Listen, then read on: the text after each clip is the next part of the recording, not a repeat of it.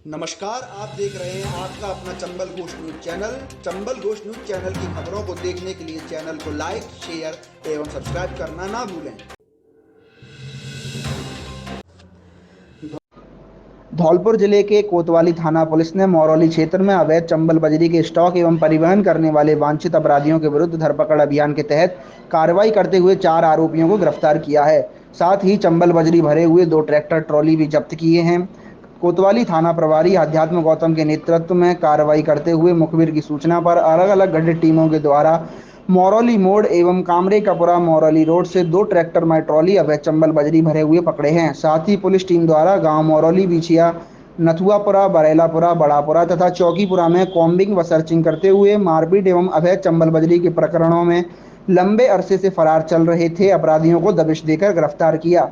पकड़े गए आरोपितों में रामकिशन पुत्र रामदीन गुर्जर निवासी चौकीपुरा, लोकेंद्र सिंह पुत्र रामपाल गुर्जर निवासी मौरौली, महादेवा पुत्र जाहर सिंह गुर्जर निवासी चौकीपुरा और सुरेश सिंह पुत्र निहाल सिंह गुर्जर निवासी चौकीपुरा शामिल हैं। पकड़े गए स्थायी वारंटी पुलिस थाना पर अलग अलग वारंटों में मारपीट व अवैध चंबल प्रकरणों में वांछित चल रहे थे।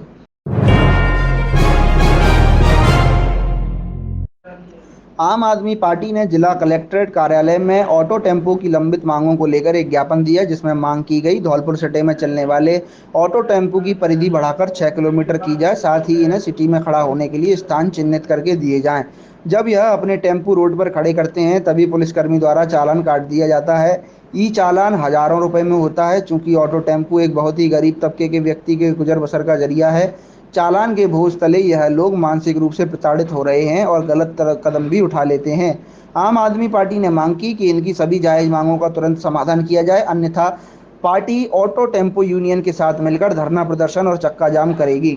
ज्ञापन देने वालों में पार्टी के एडवोकेट ओपी त्यागी, भूरा गुर्जर, पंकज शर्मा, मुबीन अहमद फारूकी, गजेंद्र सिंह, विजेंद्र अमीर वेद, परशुराम सतपाल, दीपक कुशवाहा, रोहित संतोष, मोहन माहौर, धीरू ऑटो टेम्पो चालक उपस्थित रहे। मिलता कि इन्हें धौलपुर में चिन्हित स्थान दिए जाए जहां से ये अपनी सवारियों को ढो सकें, क्योंकि बारिश के दिनों में उच्च तापक्रम की वजह से गर्मियों के दिनों में ये जब अपनी गाड़ियों को बेतरतीबी ढंग से लगाते हैं, मजबूरी है क्योंकि हालात इस तरह के, धौलपुर की सड़कें पूरी खदी डली हुई हैं, उस स्थिति में इन्हें पुलिस कर्मियों के द्वारा अव्यवहार तरीके से इनसे वार्तालाप किया जाता है, इन्हें धिक्कारा जाता है, जो कि उचित नहीं है।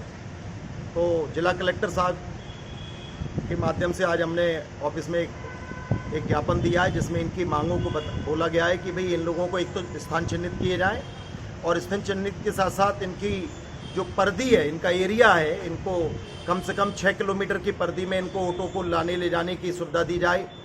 साथ ही इनकी कुछ और जायज़ मांगे, जैसे कि ऑटो कहीं पर रोका जाए तो उनको छाया का इंतजाम किया जाए। इन मांगों को लेकर हम जिला कलेक्टर में आज ज्ञापन देने आए। उम्मीद है कि जिला कलेक्टर साहब हमारे 7 दिन के अंदर इनके निवारण करेंगे, और अगर ये नहीं किया गया तो आम आदमी पार्टी का काम ही है धरना प्रदर्शन, और इनके साथ में आंदोलन किया जाएगा। जय हिंद, जय भारत।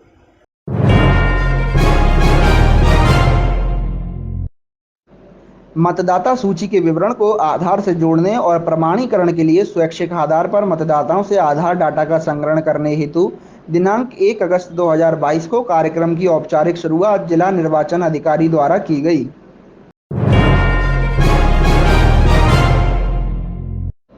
मकान का काम कर रहे मजदूर की करंट लगने से दर्दनाक मौत। मनिया कस्बे के गांव दंडौली में सोमवार दोपहर मकान का काम कर रहे एक मजदूर की काम करते समय अचानक करंट लगने से मौत हो गई, जिस शव को पुलिस ने जिला अस्पताल की मोर्चरी में रखवा दिया है। प्राप्त जानकारी के अनुसार भरत सिंह पुत्र बाबूलाल लोधा, उम्र करीब 32 वर्ष, निवासी जाटौली, मजदूरी का काम करता था। सोमवार सुबह वह डंडौली गाँव में भागीरथ लोधा के यहाँ मकान में निर्माण कार्य हो रहा था, वहां वो मजदूरी करने गया। दोपहर में अचानक घर में लगी बिजली के तारों में करंट से प्रवाह हो गया, जिसकी चपेट में आने से भरत सिंह बुरी तरह झुलस गया, जिससे उसके अन्य साथी जिला अस्पताल लेकर आए, जहां चिकित्सकों ने उसे मृत घोषित कर दिया। डाकघर से 25 रुपए में ले सकेंगे तिरंगा, हर घर तिरंगा फहराने का आह्वान। प्रधानमंत्री की ओर से आज़ादी के अमृत महोत्सव वर्ष में हर घर तिरंगा फहराए जाने का आह्वान किया है। इसके लिए तिरंगे झंडे की बहुत अधिक मांग है। इस मांग की पूर्ति के लिए धौलपुर डाक मंडल के प्रत्येक डाकघर के माध्यम से आमजन के लिए 1 अगस्त से तिरंगा झंडा उपलब्ध कराया जा रहा है। तिरंगे का साइज 27 इंच गुणा 18 इंच होगा। डाक अधीक्षक धौलपुर रामवीर शर्मा ने बताया कि हमारा प्यारा तिरंगा झंडा अमूल्य है, लेकिन आम जनता को इसके प्रति अपनी भावना दिखाने के लिए डाक विभाग ने इसके लिए टोकन मनी मात्र 25 रुपये रखी है और प्रत्येक पोस्टमैन को भी यह झंडे आम जनता में बेचने के लिए उपलब्ध कराए हैं। आम जनता का कोई भी आदमी पोस्टमैन से भी खरीद सकता है या अपने निकटतम डाकघर में जाकर के मात्र 25 रुपये में तिरंगा झंडा ले सकता है।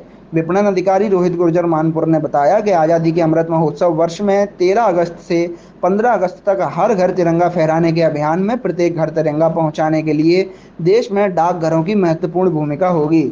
सभी डाकघरों के माध्यम से आमजन के घरों व व्यावसायिक प्रतिष्ठानों पर तिरंगा फहराने हेतु 1 अगस्त से मात्र 25 रुपये में उपलब्ध करवाया जा रहा है।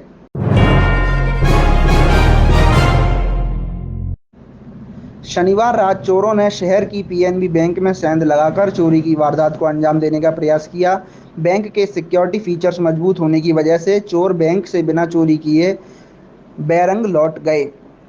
घटना की सूचना मिलते ही सोमवार सुबह बैंक में पहुंची निहालगंज पुलिस ने घटनास्थल का मौका मुआयना कर सीसीटीवी फुटेज के आधार पर आरोपी की तलाश शुरू कर दी। बैंक के मैनेजर अशोक यादव ने बताया कि शनिवार को छुट्टी होने के बाद सभी लोग बैंक बंद करके घर चले गए। रात करीब 12 से 1 बजे के बीच में एक युवक ने बैंक के पिछवाड़े में स्थित खिड़की को तोड़कर अंदर प्रवेश कर लिया, जिसके बाद चोर ने बैंक में लगे सीसीटीवी कैमरों को बंद कर दिया। सोमवार सुबह जब बैंक के कर्मचारी बैंक को खोलकर अंदर पहुंचे तो उन्हें कई कमरों के ताले टूटे हुए मिले, जिनका बारीकी से निरीक्षण करने पर पता चला कि बैंक के पिछवाड़े में स्थित खिड़की टूटी हुई थी।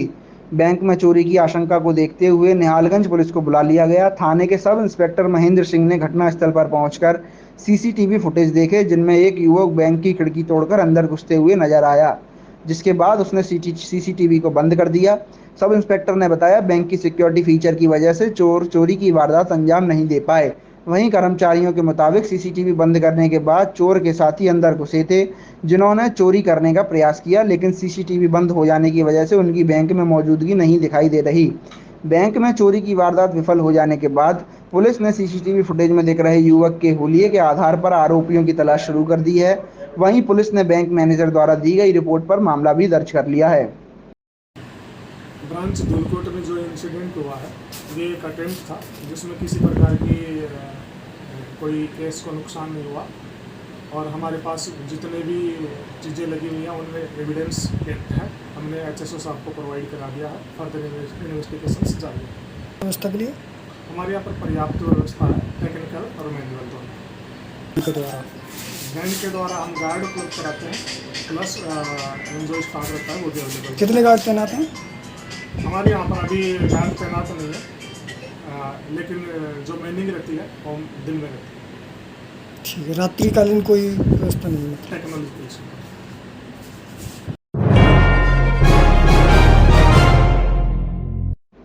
धौलपुर जिले में सरपंच संघ के लिखित समझौते, वादा खिलाफी एवं मांग पत्र पर आदेश जारी नहीं करने से आक्रोशित सरपंचों ने आंदोलन के संबंध में जिला कलेक्टर को मुख्यमंत्री के नाम ज्ञापन सौंपा है। ज्ञापन में सरपंचों ने बताया कि पंचायत राज विभाग एवं राजस्थान सरकार के द्वारा सरपंच संघ से पंचायती राज मंत्री के साथ 21 मार्च 2022 में मांग पत्र पर समझौता किया गया था, लेकिन सरपंच संघ के प्रतिनिधि मंडल द्वारा कई बार जिन मांगों पर सहमति बन गई थी उनके आदेश भी जारी नहीं किए जा रहे। नागौर दौरे के वक्त पंचायत राज मंत्री रमेश मीणा के द्वारा नरेगा में लगाए गए अनियमितताएं, घोटालों के आरोपों के कारण सरपंच संघ आहत होकर भारी निराशा एवं आक्रोश व्याप्त है, जिसके कारण आहत होकर सरपंच संघ के द्वारा सरकार का ध्यान आकर्षण करने के लिए आंदोलन का निर्णय किया गया है। सरपंचों ने राज्य सरकार को चेतावनी दी है कि अगर मांगों को लेकर आदेश जारी नहीं किए गए तो सरपंच संघ आंदोलन करने पर मजबूर होगा, जिसकी समस्त जिम्मेदारी राजस्थान सरकार की होगी।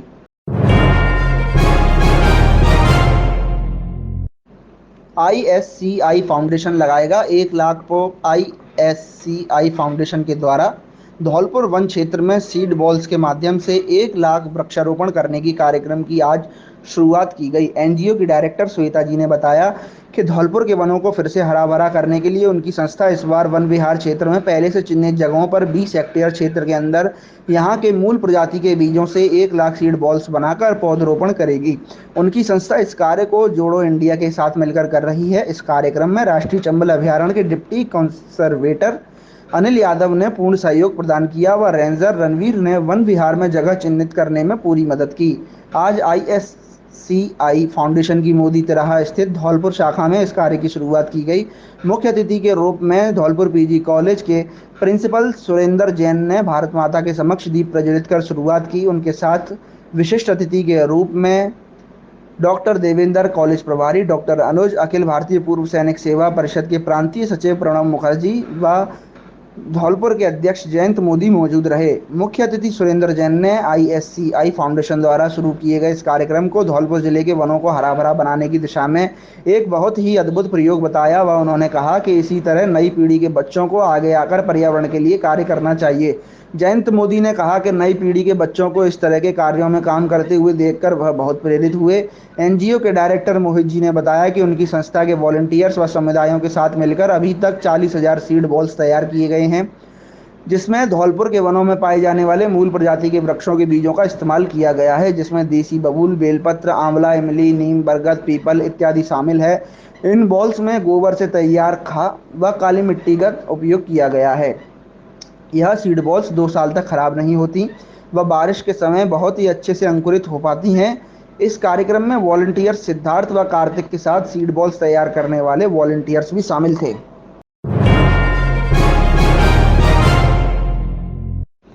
भारत तिब्बत संघ जिला धौलपुर द्वारा जिला अध्यक्ष केशव सक्सेना के नेतृत्व में तीसरे सोमवार को श्रावण संकल्प महोत्सव कार्यक्रम में भगवान शिव का सामूहिक रुद्राभिषेक का आयोजन स्थानीय पेच वाले हनुमान जी मंदिर के परिवार द्वारा पर किया गया, जिसमें जिला अध्यक्ष केशव सक्सेना ने उपस्थित भक्तों को संकल्प दिलाया, जब तक देवादिदेव भगवान शिव का के निवास स्थान कैलाश मानसरोवर धाम अत्याचारी चीन के कब्जे से मुक्त नहीं हो जाता, तब तक हम चैन से नहीं बैठेंगे। मुख्य अतिथि संघ के घुमंतु कार्य विभाग प्रमुख राकेश शर्मा ने कहा, सामूहिक संकल्प की प्रबल शक्ति से महादेव का निवास कैलाश मानसरोवर धाम अवश्य मुक्त होगा।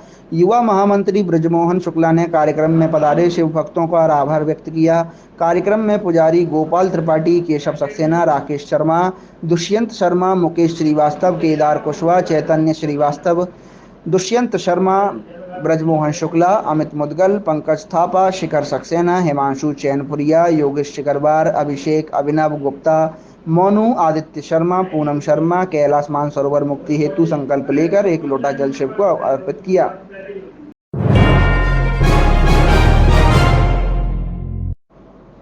धौलपुर जिले के सरमथुरा कस्बे से करीब 10 किलोमीटर दूर स्थित दमोह झरना के कुंड में डूबने से एक युवक की मौत हो गई। घटना की सूचना मिलते ही पुलिस और प्रशासन ने मौके पर पहुंचकर रेस्क्यू किया और युवक के शव को कुंड से बाहर निकाला, जिसे सरमथुरा अस्पताल की मोर्चरी में रखवा दिया गया। युवक आगरा से अपने दोस्तों के संग दमोह झरना घूमने आया था। सूचना मिलते ही पुलिस प्रशासन के अधिकारियों ने पहुंचकर SDRF टीम के सहयोग से रेस्क्यू ऑपरेशन चलाकर मृतक युवक के शव का कुंड से निकालकर राहत की सांस ली। थाना प्रभारी अनिल गौतम ने बताया कि आगरा निवासी वाहिद खान पुत्र अलीम बाइक से दमोह घूमने आए थे। सभी युवक दमोह झरना के कुंड पर पहुंच गए और झरने को गिरता देख युवक चट्टानों पर बैठकर नहाने लग गए, जिन्हें कुंड की गहराई का बिल्कुल आभास नहीं था। कुंड में नहाते वक्त सभी युवकों ने कुंड में छलांग लगा दी, जबकि वाहिद तैरना नहीं जानता था। जैसे तैसे युवक तो तैरते हुए निकल आए, लेकिन वाहिद डूब गया। साथ ही डूबने की सूचना पुलिस को मिली तो पुलिस ने SDRF की टीम के सहयोग से मृतक युवक के शव को तलाशकर बाहर निकाला। आगरा से दमोह घूमने आए युवक पानी में ज़्यादा तैरना नहीं जानते थे, जिसके कारण झरना के पास चट्टानों पर बैठकर ही नहाने लग गए, लेकिन कुंड में पानी का बिल्कुल आभास नहीं था।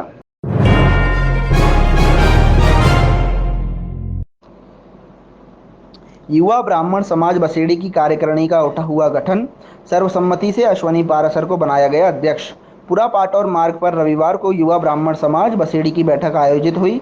युवा ब्राह्मण समाज की कार्यकारिणी का गठन किया गया, जिसमें सर्वसम्मति से अध्यक्ष पद पर अश्वनी पाराशर, उपाध्यक्ष विपिन तिवारी, कोषाध्यक्ष श्री शर्मा, मंत्री दिलकुश, मीडिया प्रभारी अमित शर्मा को चुना गया। इस मौके पर युवाओं द्वारा नवनियुक्त अध्यक्ष का माल्यार्पण कर स्वागत किया गया।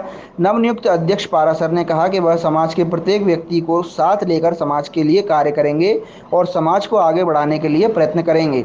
समाज ने जो जिम्मेदारी उन्हें सौंपी है वह उसका ईमानदारी से पालन करेंगे। इसके साथ ही भविष्य में ग्रामीण क्षेत्रों में बैठकर युवाओं को जोड़ने का कार्य किया जाएगा। बैठक में मुख्य अतिथि युवा जिला अध्यक्ष राजकुमार शर्मा, विशिष्ट अतिथि सुदेश मुदगल, नथीलाल पाराशर, निशांत पाराशर, श्रीकांत शर्मा, तरुण शर्मा आदि मौजूद रहे।